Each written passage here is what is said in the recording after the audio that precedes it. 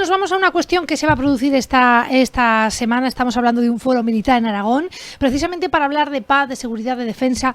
Va a tener lugar en el Centro Pignatelli, lo firma también la Fundación Seminario de Investigación para la Paz, y tiene un título que nos llamaba la atención y que por eso hemos querido recuperarlo y traerlo a los estudios. ¿Es posible la paz en Ucrania? Va a introducir el tema a debate, junto con todos los asistentes, un coronel retirado del Ejército del Aire que forma parte de la Fundación Seminario para la Paz, que ha estado más veces con nosotros y que es Javier Jiménez Olmos, a quien tenemos en los estudios. Buenos días. Muy buenos días, Nuria. Y antes de empezar me decía Javier, vamos a explicar, porque claro, nosotros los medios, además tú eres colaborador también en más emisoras, ¿no? Bueno, te presentamos como doctor en paz, ¿no? Sí. Pero el título exacto es Doctor en Paz y Seguridad Internacional, y es un título que pide la UNED a través del Instituto Universitario General Gutiérrez Mellado, mediante un convenio entre el Ministerio de Defensa y la Universidad Nacional de Educación a Distancia. Quiero decir esto porque es importante, porque muchas veces se dice solamente doctor en paz. Bueno, ¿qué está vendiendo este hombre? Y seguridad. ¿No? Sí, es paz y seguridad internacional. Y es un doctorado a través de la Facultad de Ciencias Políticas de la Universidad a Distancia. Sí. Y además es importante también para que sepan los oyentes y los telespectadores, bueno, tengan la referencia, ¿no? Exacto. Evidentemente, de por qué se te puede también nombrar como doctor en paz y seguridad internacional. Al final ha habido un doctorado detrás. Sobre todo el motivo por el que te invitábamos a los estudios, y al que, por cierto, agradezco de corazón que estés con nosotros. Bueno, es por la capacidad también, ¿no? Y el don de palabra que tienes a la hora, bueno, pues de explicar cómo son las situaciones ante un conflicto, cómo son las circunstancias en una guerra. Hemos oído en los últimos días distintas cuestiones. Una de ellas pasaba por la destrucción de varias presas en Ucrania. Y entonces llegaba, ¿no?, este foro con esa gran pregunta: ¿es posible la paz en Ucrania? Y yo dije, bueno, qué gran pregunta para debatir, ¿no?, con nuestros telespectadores, para conocer de cerca si esto es una utopía o es una pregunta que llegará. Pues la pregunta: ¿es posible la paz? Todo es posible. A mí me gustaría ser optimista y que cuando salga del estudio dice, hay paz, hay un alto el fuego. Pero desgraciadamente, tal y como se dan las circunstancias, no solamente de los dos actores principales implicados, que son Ucrania y Rusia, sino el resto de los actores exteriores, incluido Estados Unidos, la Unión Europea, la OTAN y China, y otros actores. Entonces, me da la impresión de que se habla mucho de carreras de armamentos, pero se habla poco de diálogo y de paz, porque al final en esta guerra, ya lo dije en el anterior programa que vine aquí contigo, Nuria, hacíamos un año, sí, en febrero. Sí, exacto, que la guerra desgraciadamente tiene unas consecuencias terribles humanitarias y ahora estamos viendo incluso que medioambientales, lo cual nos lleva a pensar que cualquiera de los dos contendientes está dispuesto a emplear todo lo que tiene contra el otro con el fin de obtener la victoria. Y hemos visto el desastre humanitario y medioambiental de la voladura de las presas. La hipótesis que sostenemos algunos es que la guerra va a ser de larga duración, porque ambos bandos están pensando que la pueden ganar. O sea, Zelensky y Ucrania piensan que pueden expulsar a los rusos del territorio que han ocupado y, por lo tanto, ganar la guerra. Los rusos piensan que la pueden ganar porque no les van a expulsar del territorio. Entonces vamos a hallar a lo que se llama un estancamiento doloroso. Va a durar mucho tiempo, ojalá me equivoque. Cuando hablamos de tiempo puede ser incluso años. Llegará un momento en que los dos bandos estén hartos de la guerra. Primero, moralmente, porque una guerra es insufrible, y segundo, porque el apoyo logístico en armamento va a terminar. Vemos, por ejemplo, la Unión Europea y Estados Unidos y el Reino Unido apoyando militarmente a Ucrania. ¿Qué ocurre? Que llegará un momento que esto se agota. Los recursos no son limitados y además económicamente es dañino para las economías. Por la otra parte, exactamente igual. O sea, que cuando pase ese tiempo tendrán que sentarse a negociar. Por eso decimos, ¿no será mejor, no será posible que se sienten ya? Estoy escuchándote y a la vez estoy buscando, ¿no?, la última hora, porque hay varias cabeceras importantes, en este caso nacionales, que cuentan, que siguen contando un año y medio después, en tiempo real, esta guerra. con la información que va llegando, ¿no? Últimas noticias en directo, al menos 6 muertos en ataques rusos con misiles en Odessa y Donetsk. Decirles también que Ucrania considera un éxito su contraofensiva. ¿Esta guerra a quién está beneficiando? Bueno, yo lo primero que se pierde en la guerra es la verdad, porque la guerra es una gran mentira. Entonces, los que hemos trabajado esto profesionalmente dudamos mucho de cualquier información, nos venga de donde nos venga. O sea, ahora mismo, si yo fuera Zelensky, claro, lógicamente diría que mi contraofensiva ha sido un gran éxito. Y si fuera la otra parte, diría lo contrario. ¿A quién nos creemos? Pasa una cosa, y con todo el respeto a los periodistas que están en el campo. Lo sé. Pero ven seguramente una pequeña parte. Las personas que están trabajando con una inteligencia mucho más global igual tienen otro punto de vista. O sea, el periodista va a un lugar, entrevista, ve una situación muy limitada, pero no ve normalmente, pues lógicamente, no ve el conjunto, no está a lo largo de todo el frente, no sabe cómo está la logística, no sabe cómo está la inteligencia, normalmente. Entonces, bueno, convertimos esto muchas veces en un espectáculo, además, un espectáculo comprometido con alguna de las partes, que también es normal, o sea, todo el mundo toma partido por alguien. Bueno, los que lo vemos un poco más objetivamente, no terminamos de creernos todo lo que se dice. Entonces, como las fuentes abiertas que tenemos, yo dudo. Va a haber a lo largo de este año, claro, yo le pregunto todo esto para acercarme a esa pregunta, ¿no? A ver si será posible la paz. Va a haber a lo largo de este año más imágenes institucionales, representativas, como ha habido, por ejemplo, pues no sé, otra vuelta de Zelensky por el mundo. Sí. ¿Lo vamos a ver? Yo creo que sí. O sea, Zelensky hace su papel estupendamente porque, lógicamente, o sea, hay que ser compasivo y ponerse en la situación. Pero yo también me pongo en la otra situación. Es decir, cada uno vende su producto. Independientemente que las simpatías puedan estar por Zelensky, no por nada, sino porque ha sido agredido, ¿no?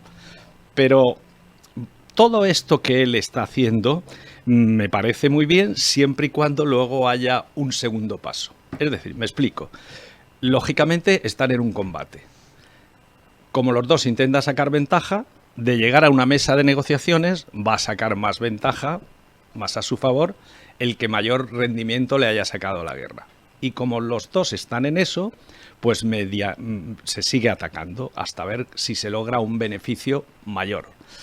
Cosa que los analistas militares, entre los que me incluyo, lo vemos bastante improbable. Ojalá me equivoque, que puede haber avances, retrocesos, avances, retrocesos. No lo veo claro que haya un vencedor, claro. No lo digo porque hace 1 año y medio, y esto lo comentábamos también en ese programa del año, ¿no? Que se veía a Rusia como el ganador de esta guerra y sin embargo pues no está siendo así. Claro, es que ya no tenemos esa sensación. Es que para empezar tampoco sabemos, cuando desde la propaganda del lado que estamos nosotros, occidental, se dice Putin no ha podido cumplir sus objetivos. Bueno, ¿y cuál eran nosotros sabemos cuáles eran sus objetivos, porque a mí me da la impresión de que su único objetivo era la parte sur y este de Ucrania, dominarla, porque él necesita la salida al Mar Negro, que es uno de los puntos que habría que tratar en una negociación, garantizar que tengan salida al Mar Negro, porque ya no militarmente, su economía, o sea, su salida al Mediterráneo. Entonces, yo me da la impresión de que lo único que quería era dominar esa zona, que él además consideraba que era como bastante prorrusa, como resultado de todas las elecciones que había habido en Ucrania, que se votaba mayoritariamente el partido más prorruso, el partido de las regiones, pues él se creía, me imagino, que iba a ser un paseo militar, cosa que no ha sido. Y todo aquello que se decía que quería invadir, o sea, no sé ni siquiera si Rusia tiene la capacidad militar suficiente para estar en 2 o 3 frentes. Estamos viendo que no, porque ni siquiera en el frente este en el frente este sur es capaz de dominar. Por lo tanto, no lo sé. Lo veo, muchas veces nos preguntan y dar respuestas categóricas. Lo hacen los que son muy dogmáticos o los que están muy de parte de uno o de otro. Nosotros, o sea, yo considerando que Rusia ha sido el agresor, y eso no hay ninguna duda, no veo claro que Zelensky pueda ganar la guerra.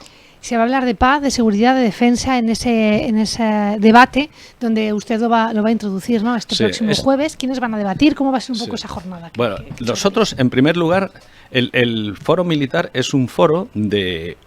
La mayoría estamos retirados o en la reserva o incluso vienen activos, que nuestra única pretensión ha sido reunirnos compañeros o excompañeros para debatir de temas de paz, seguridad y defensa, mantenernos un poco al día, sin mayor pretensión y, por supuesto, y eso lo quiero dejar bien claro, sin ninguna adscripción a nada. O sea, aquí cada uno opina a título personal. Entonces, bueno, normalmente lo hacemos entre nosotros. En esta ocasión, y dado la relevancia del tema, y dado que estamos en el Seminario de Investigación para la Paz, lo vamos a hacer abierto al público. Yo haré una pequeña introducción partiendo de unas hipótesis, básicamente lo que he dicho ahora, que la guerra se va a estancar y por lo tanto va a haber mayor sufrimiento y lo que tenemos que hacer es pararla, negociar. Entonces voy a hacer una especie de decálogo, pero no en plan dogmático ni la verdad, sino como punto de partida para que el resto de los presentes, suelen venir personas muy documentadas en el asunto, entonces, pues bueno, digan sus opiniones. Está hablando usted de un acuerdo programático. ¿Qué fue de aquel acuerdo que China presentaba con una docena de puntos? O sea, ¿qué ha sido de aquel? ¿Solo ha sido papel? Pues ha sido papel. O sea, el punto, yo lo escribí en un artículo, me parecía un buen punto de partida. Claro, ¿qué ocurre? Que en cuanto hay un punto de partida de una parte, pues la otra parte empieza entendiendo por una parte porque China puede haber sido más pro-Putin, pro-Rusia. Entonces ya la otra parte lo discute. Pero que es indudable, al margen del plan chino, es que lo primero que tiene que haber es un alto el fuego.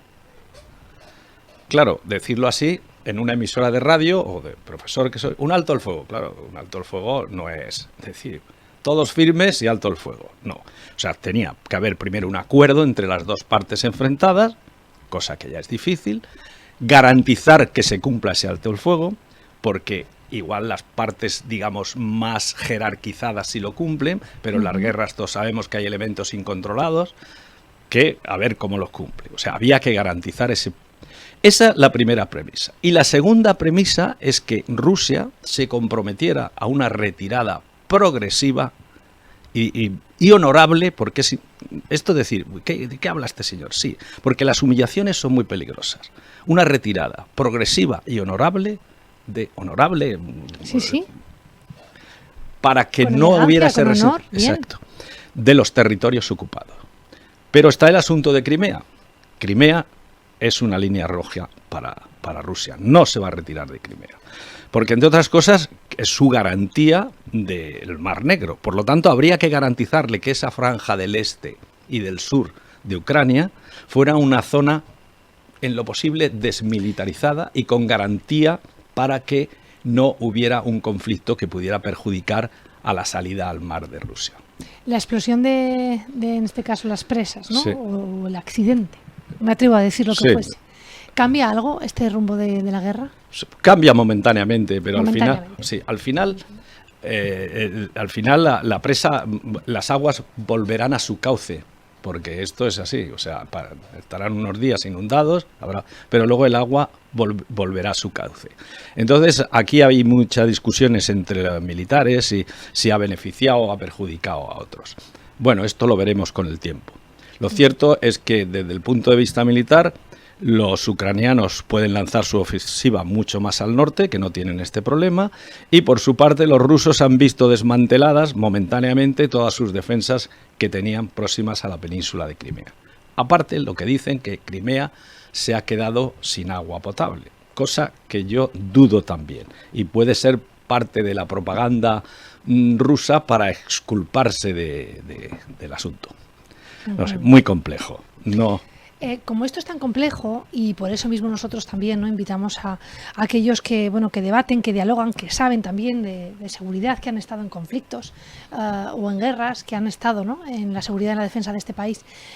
recomienda este foro para aquellos, aunque no sepan de esta guerra, simplemente para que vayan como escuchantes, para que tomen conciencia, porque por ejemplo los medios, cuando les escuchamos a ustedes nos ha ocurrido esto, ¿no? A título personal y profesional, nos sirve para posar y para reconocer otras realidades que quizás vienen también un poco pues contaminadas con el día a día, con la información y con la parte de verdad que llega, ¿no? Quizás yo voy a ser un poco corporativista en esto, porque he sido militar toda mi vida. Entonces, en esta ocasión, con el asunto de Ucrania, como en otros conflictos, las opiniones más equilibradas, más ecuánimes y más profesionales vienen de los profesionales. Con esto no quiere decir, y nos conocemos, los hay más conservadores, los hay más progresistas, pero en los análisis del conjunto de la guerra, los análisis son muy similares, parecidos, con pequeños matices. Y, por supuesto, desligados de cualquier implicación sectaria. Yo les aconsejo a todas las personas que siempre que vean, hay varios militares que actúan, que colaboran con medios de comunicación, tanto nacionales como regionales o locales, que dan unas opiniones bastante precisas, acertadas y desprovistas de toda pasión sectaria. Por eso es importante estos foros. Aparte, para que conozca muchísima gente de la preparación profesional que tienen los militares. Pues yo creo que lo vamos a dejar aquí. Javier Jiménez Olmos, qué placer escucharte. Gracias por tu tiempo con nosotros, por avanzarnos también pues en este foro esa gran pregunta que se va a debatir, ¿no? ¿Es posible la paz en Ucrania? Jueves a las 7 en el Centro Pignatelli, ahí lo dejamos, en Zaragoza. Gracias por tu tiempo con nosotros. Bien, pues acercamos esta actividad, bueno, pues que tiene mucho también de cultural, de profesional y sobre todo de acercarnos un poquito más hacia la realidad en Ucrania.